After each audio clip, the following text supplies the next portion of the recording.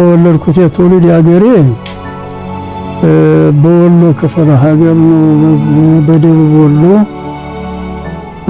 በወትሮ ጊዜ በንጉሱ ጊዜ ወረሂበኑ አውራጃ ይባላል። እንደዚሁም ለጋምቦ ወረዳ ይባላል። ገነት ትባላለች አካባቢዋ። አገሪቱ ወርቅ ነች፣ ምቹ ነች። ተታች ቆላ ነው፣ ተራይ ደጋ ነው።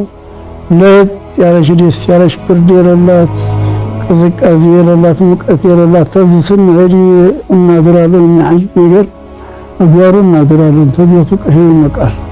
እንደዚች ሀገር ነው እንግዲህ የተወለድኩት።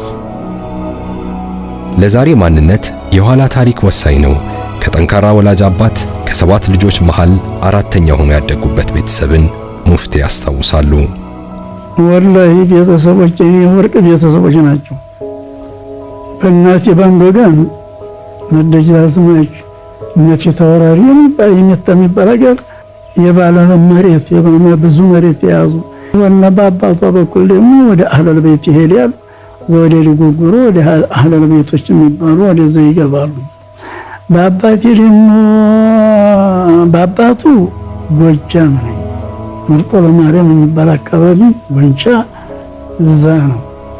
የአባቴ ደግሞ የእናቱ በእናቱ በኩል ደግሞ ወረሞ ነኝ። አባቴ ጎበዝ ሰው ነው፣ ገበሬ ነው፣ ጀግና ነው፣ ደግሞ መልከኛ ነው። አባቴ በጣም በአገር ውስጥ ተፈሪ ተከባሪ ሰው ነው። የሚያጅባቸው ገበሬ ሆኖ አላህ ሰውን ፍራ ብሎ ይፈራዋል፣ ያከብረዋል። ሽፍታው ሁላ ያከብረዋል። አሁን እኔንም ጠባዬን ለእውነቱ ትክክሉኝ አሁን አንድ ሰው ይሄን ያደርግልኛል ብዬ አላቅም። ለምንድነው? የአባቴ ጠባይ የአባቴ አስተዳደግ ነው።